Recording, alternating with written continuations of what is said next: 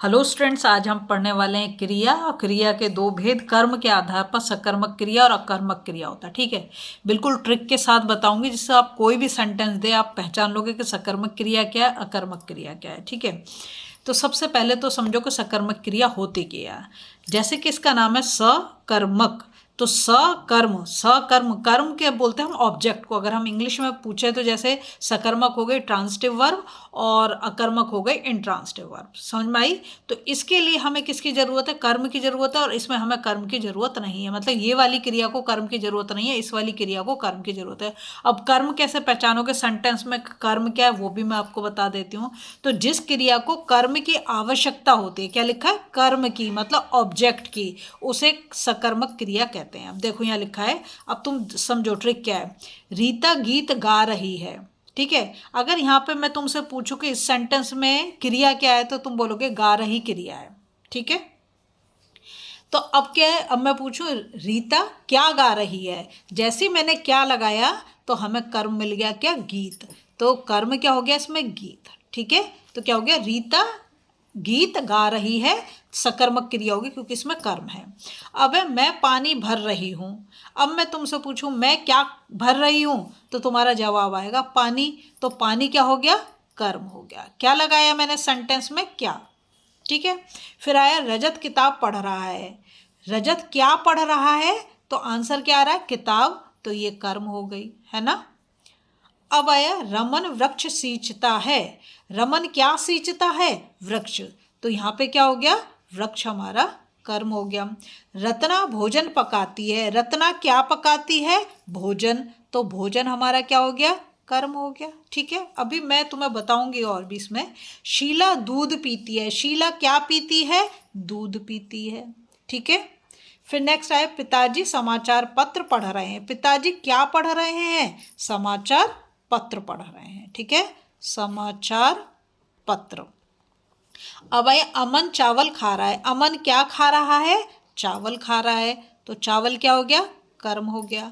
चिड़िया दाना चुग रही है। चिड़िया क्या चुग रही है? दाना। अब देखो, अगर आपको सकर्मक क्रिया को पहचानना है सिर्फ दो शब्दों से आप पहचान सकते हो। कैसे?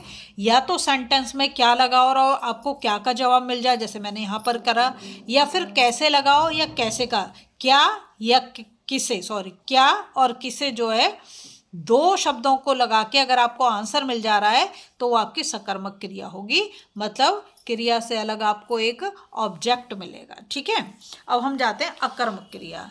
जिस क्रिया को कर्म की आवश्यकता नहीं होती, मतलब इसमें ऑब्जेक्ट होगा ही नहीं, इसमें ऑब्जेक्ट होगा ही नहीं, कर्म होगा ही नहीं, उसे अकर्मक क्रिया कहते हैं। जैसे पूनम हंस रही है, तो इसमें कर्म है ही नहीं, तो कैसी हो गई? अकर्मक क्रिया हो गई। पेड़ उग रहा है। अब तुम पूछोगे मैं पेड़, पेड़ क्या तुम्हारा सब्जेक्ट है और उग रहा क्या है? क्रिया है, तो इसमें भी ऑब्जेक्ट नहीं है, मतलब कर्म नहीं है, है ना। फिर चिड़िया उड़ रही है। चिड़िया क्या हो गया? आपका सब्जेक्ट हो गया, और उड़ रही क्या हो गया? ये आपकी क्रिया हो गई, है ना, वर्ब है, ये उड़ रही है, फ्लाइंग। तो ये भी क्या हो गया? अकर्मक क्रिया हो गई। बच्चा दौड़ता है। बच्चा क्या है? सब्जेक्ट, और दौड़ता है क्या? क्रिया, तो इसमें भी कर्म नहीं है। रजनी बाजार जा रही है। क्या लिखा? रजनी बाजार जा रही है। अब इसमें हम क्या लिखें तो हमें आंसर तो मिलने वाला नहीं है, क्या जा रही है तो कुछ नहीं होगा, कहाँ हम लगा नहीं सकते, तो ये भी कैसे हो गई? अकर्मक क्रिया हो गई। ऋषिका खेल रही है। ऋषिका क्या है? तुम्हारा सब्जेक्ट, और खेल रही क्या? क्रिया, तो ये भी क्या हो गया? अकर्मक क्रिया हो गई। मीना गा रही है। मीना क्या हो गया? आपका सब्जेक्ट, और गा रही की क्रिया, तो इसमें भी कर्म नहीं है, तो अकर्मक क्रिया हो गई। अगर यहाँ मैं लिख देती मीना गाना गा रही है, तो गाना में मीना क्या गा रही है तो गाना आ जाता, तो वो सकर्मक हो जाती। सिर्फ गा रही तो अकर्मक है। फिर है शुभम कुर्सी से गिर गया। ठीक है, अब ये भी क्या हो गया? यहाँ पर शुभम कुर्सी से गिर गया है, तो इसमें भी हमें क्या नहीं मिल रहा है? कर्म नहीं मिल रहा है, तो क्या हो गया? ये अकर्मक क्रिया हो गई। सुमन गांव जा रही है, तो यहाँ पर भी क्या हो गया? ये अकर्मक क्रिया हो गई। ठीक है, फिर अमित मूर्ख है, ये भी अकर्मक क्रिया है। तो अकर्मक क्रिया में आपको कोई भी कर्म नहीं मिलेगा, इसलिए उसे हम बोलते हैं अकर्मक क्रिया। और सकर्मक क्रिया में आपको कर्म मिलेगा, तो वो क्या हो जाएगा? सकर्मक क्रिया। ठीक है, अगर आपको वीडियो पसंद आ रही है प्लीज़ लाइक शेयर सब्सक्राइब कर दें, फॉलो जरूर करें।